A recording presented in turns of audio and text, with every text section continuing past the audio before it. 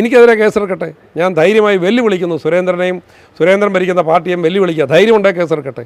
ആദ്യം ഒരു കേസെടുക്കേണ്ടത് ലോകത്തോട് വിളിച്ച് പറഞ്ഞ അന്നത്തെ കാശ്മീർ ഗവർണർ സത്യപാൽ മാലിക്കിനോടല്ലേ. ആരാ സത്യപാൽ മാലിക്?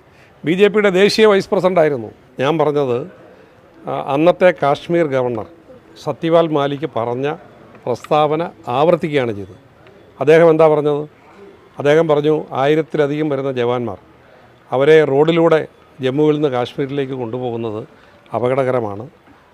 അവിടെ അവർക്ക് ഹെലികോപ്റ്ററുകൾ 5 ഹെലികോപ്റ്ററുകൾ അവർക്ക് നൽകണമെന്നുള്ള റിക്വസ്റ്റ് അത് ഡിഫൻസ് മന്ത്രാലയത്തെ അറിയിച്ചു. അവരത് റിജക്റ്റ് ചെയ്തു. അതിനുശേഷം യാതൊരു സുരക്ഷയുമില്ലാതെ ഇവരെ യാത്ര ചെയ്തു. അവിടെ വഴിക്ക് വെച്ച് സ്ഫോടനമുണ്ടായി. 42 ജവാന്മാർ മരണമടഞ്ഞു. ആ സ്ഫോടനം നടത്തിയ വാഹനം 330 കിലോ ആർഡിക്സുമായി 15 ദിവസമായി അവിടെ ചുറ്റിത്തിരിങ്ങിയിരുന്നതാണ് അന്വേഷണ റിപ്പോർട്ട്. അവിടെ അത്രയും കർശനമായ സുരക്ഷാ പരിശോധന ഉള്ളൊരു പ്രദേശത്ത് 15 ദിവസം 330 കിലോ ആർഡിഎക്സുമായ ഒരു വാഹനം എങ്ങനെ അവിടെ സഞ്ചരിക്കും? അപ്പം ഇത് അവിടുത്തെ ഈ ജവാന്മാരുടെ ജീവന് വിലയിട്ടുകൊണ്ടാണ് കഴിഞ്ഞ തെരഞ്ഞെടുപ്പ് ജയിച്ചതെന്ന് ആരോപണം ഉന്നയിച്ചത് സത്യപാൽ മാലിക്ക. അതുമാത്രമല്ല, ഈ മരിച്ച ജവാന്മാരുടെ വിധവകളായ ഭാര്യമാർ അവർ ഡൽഹി സത്യാഗ്രഹം നടത്തി. ഇതേക്കുറിച്ച് നിഷ്പക്ഷമായി അന്വേഷണം നടത്തി ഇതിൻ്റെ സത്യം പുറത്തു കൊണ്ടുവരണം എന്ന് പറഞ്ഞ് നവംബർ 26-ാം തീയതി സത്യാഗ്രഹം നടത്തി. അതുമാത്രമല്ല, ഗവർണർ പറഞ്ഞ ഏറ്റവും ഗുരുതരമായ ആരോപണം ഈ യാഥാർത്ഥ്യം പ്രധാനമന്ത്രിയെ അറിയിച്ചു. പ്രധാനമന്ത്രിയുടെ ഉപദേഷ്ടാവ് അജിത് ഡോവലിനെ അറിയിച്ചു. അവർ പറഞ്ഞ മിണ്ടാതെ വായടച്ചിരിക്കണം എന്നാണ് പറഞ്ഞത് എന്നുള്ളതാണ്. അതുമാത്രമല്ലല്ലോ, ഈ ജവാന്മാരുടെ ഈ മരണം അത് തെരഞ്ഞെടുപ്പിന് രാഷ്ട്രീയ നേട്ടമായത്തിന് ഉപയോഗിച്ചില്ലേ? പാകിസ്ഥാൻ ആക്രമണമാണ് എന്നാണല്ലോ പറഞ്ഞത്. എന്നിട്ട് ഈ പാകിസ്ഥാൻ ആക്രമണത്തിൻ്റെ കാര്യം ഒരു അന്താരാഷ്ട്ര വേദികളിലും ഇവർ ഉന്നയിച്ചില്ലല്ലോ. അപ്പം തെരഞ്ഞെടുപ്പ് വരുമ്പോൾ തെരഞ്ഞെടുപ്പിൽ യഥാർത്ഥത്തിലുള്ള ഭരണപരാജയം മറച്ചു പിടിക്കാൻ വേണ്ടി ഇത്തരത്തിലുള്ള രാഷ്ട്രീയ കപട നാടകങ്ങൾ നടക്കാറുണ്ട്. ഞാനതാണ് തുറന്ന് പറഞ്ഞത്. അത് ഇപ്പം ഞാൻ എന്തിലാണ് ഇന്നലെ പത്രസമ്മേളനം നടത്തിയത്? ഇന്നലെ പത്രസമ്മേളനം നടത്തിയ റബ്ബർ കൃഷിക്കാർക്ക് വേണ്ടിയാണ്. റബ്ബറിൻ്റെ ഇന്നത്തെ ഇൻ്റർനാഷണൽ മാർക്കറ്റിലെ വില 218 ഉറുപ്പിക. ഇവിടെ ഇവിടുത്തെ കൃഷിക്കാർക്ക് കിട്ടുന്നത് 168 ഉറുപ്പിക. ഇറക്കുമതി ചുങ്ക് 25%. ഇറക്കുമതി ചെയ്യണമെന്നുണ്ടെങ്കിൽ 272 ഉറുപ്പിക വേണം റബ്ബർ ഇറക്കുമതി ചെയ്യാൻ. അപ്പോൾ ഇവിടെയും ഷോർട്ടേജാണ്, അന്താരാഷ്ട്ര മാർക്കറ്റിലും ഷോർട്ടേജാണ്. ഇവിടെ കൃഷിക്കാർക്ക് ലഭിക്കേണ്ട മിനിമം വില ഇപ്പം 250 ഉറുപ്പിക മുതൽ 300 ഉറുപ്പിക വരെയാണ്. അത് കൊടുക്കാതെ വാണിജ്യ മന്ത്രാലയത്തിലെ ഉദ്യോഗസ്ഥർ വ്യവസായികളുമായി ചേർന്ന് റബ്ബർ കൃഷിക്കാരെ ദ്രോഹിക്കുന്നു. അതുകൊണ്ട് കൃഷിക്കാരുടെ ഉൽപ്പാദിപ്പിക്കുന്ന റബ്ബർ 300 ഉറുപ്പികയ്ക്ക് സംഭരിച്ച് അവരെ സഹായിക്കണമെന്ന് പറയാനാണ് ഞാൻ പത്രസമ്മേളനം വിളിച്ചത്. അപ്പോഴാണ് ഈ CAA-യെക്കുറിച്ചുള്ള ചർച്ച വന്നത്, പൗരത്വ ഭേദഗതി നിയമത്തെക്കുറിച്ച്. അപ്പം അതേക്കുറിച്ച് ചർച്ച വന്നു കഴിഞ്ഞ് അതിന് ഞാൻ മറുപടി പറഞ്ഞു. കാരണം ഇതുപോലെ തെരഞ്ഞെടുപ്പ് എടുക്കുമ്പോൾ സുപ്രീം കോടതിയിൽ അഫിഡവിറ്റ് കൊടുത്തു, ഇത് വിജ്ഞാപനം പുറപ്പെടുവിക്കില്ല, ഉത്തരവിറക്കില്ല എന്ന്.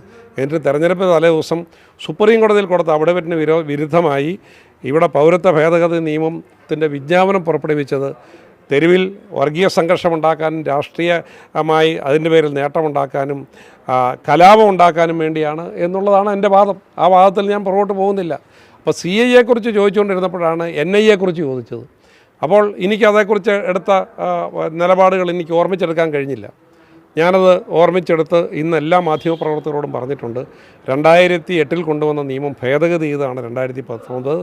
ആ നിയമത്തിൽ കൊണ്ടുവന്ന ഭേദഗതിയിൽ കോൺഗ്രസിനെ പ്രതിനിധീകരിച്ച് സംസാരിച്ചത് മനീഷ് തിവാരിയാണ്.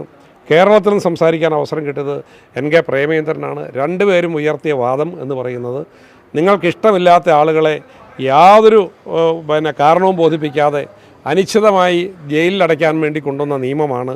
10-20 വർഷക്കാലം ഒരാളെ ജയിലിലടച്ചിട്ടിട്ട് പിന്നെ അദ്ദേഹം നിരപരാധിയാണെന്ന് പറഞ്ഞാൽ അയാൾക്കും ആ കുടുംബത്തിനുണ്ടായ നഷ്ടം ആര് പരിഹരിക്കും? അതുകൊണ്ട് ഇതിലെ ഇത്തരം വിവാദപരമായ വ്യവസ്ഥകൾ അത് അമെൻഡ് ചെയ്യണമെന്ന് ആവശ്യപ്പെട്ടുകൊണ്ട് കോൺഗ്രസ് പാർട്ടി അമെൻമെൻറ്റ് കൊടുത്തു. അവിടെ ആ അമെൻമെൻറ്റ് അവർ ചർച്ചയ്ക്കെടുത്തില്ല. അപ്പോൾ ഇതിൽ ചർച്ച ചെയ്യപ്പെട്ടൊരു വിഷയം രാജ്യത്തിന് പുറത്തുനിന്നും പോലും ഇങ്ങോട്ടേക്കുണ്ടാകുന്ന തീവ്രവാദി ആക്രമണങ്ങളെ കൂടി ഉൾപ്പെടുത്തിക്കൊണ്ടുള്ളതാണ്. അതുകൊണ്ട് രാജ്യത്തിൻ്റെ ഇന്നേണൽ സെക്യൂരിറ്റിയെ സാധിക്കുന്നൊരു വിഷയത്തിൽ നമ്മൾ പറയേണ്ട അഭിപ്രായങ്ങൾ പറഞ്ഞു, ഭേദഗതി നിശ്ചയിച്ചു, അത് തള്ളി.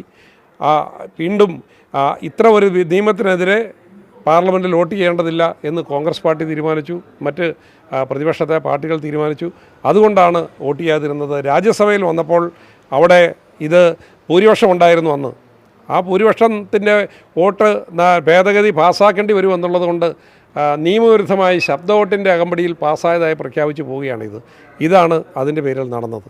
ഈ ഇന്നലത്തെ അങ്ങയുടെ പുൽവാമ വിഷയത്തിലെ പ്രസ്താവനയ്ക്കെതിരെ രാജ്യദ്രോഹ കുറ്റം ചുമത്തി കേസെടുക്കണമെന്നുള്ളതാണ് BJP സംസ്ഥാന പ്രസിഡന്റ് പറഞ്ഞത്. നല്ല കേസെടുക്കട്ടെ. ആദ്യം ഒരു കേസെടുക്കേണ്ടത് ലോകത്തോട് വിളിച്ച് പറഞ്ഞ അന്നത്തെ കാശ്മീർ ഗവർണർ സത്യപാൽ മാലിക്കിനോടല്ലേ. ആരാ സത്യപാൽ മാലിക്? BJPയുടെ ദേശീയ വൈസ് പ്രസിഡൻ്റായിരുന്നു, 4 സംസ്ഥാനങ്ങളിലെ ഗവർണറായിരുന്നു. അദ്ദേഹമാണ് ഇത് ലോകത്തോട് വിളിച്ച് പറഞ്ഞത്. അദ്ദേഹം രാജ്യദ്രോഹ കുറ്റം ചെയ്തില്ലേ? അദ്ദേഹത്തിനെതിരെ എന്താ കേസെടുക്കാത്തത്? ഈ വിഷയം ഉന്നയിച്ചുകൊണ്ട് സമരം ചെയ്ത ഈ മരിച്ച ജവാന്മാരുടെ വിധവകളുണ്ടല്ലോ, അവർ രാജ്യദ്രോഹികളാണോ? അവർക്കെതിരെ കേസെടുക്കണ്ടേ? എനിക്കെതിരെ കേസെടുക്കട്ടെ. ഞാൻ ധൈര്യമായി വെല്ലുവിളിക്കുന്നു സുരേന്ദ്രൻ ഭരിക്കുന്ന പാർട്ടിയും വെല്ലുവിളിക്കുക. ധൈര്യമുണ്ടെങ്കിൽ കേസെടുക്കട്ടെ. അത് അഭിമുഖീകരിക്കാനുള്ള തൻ്റെ ഇടം ഉണ്ട്. തികഞ്ഞ ഉത്തരവാദിത്വബോധത്തോടുകൂടിയാണ് ഇത് പറഞ്ഞത്.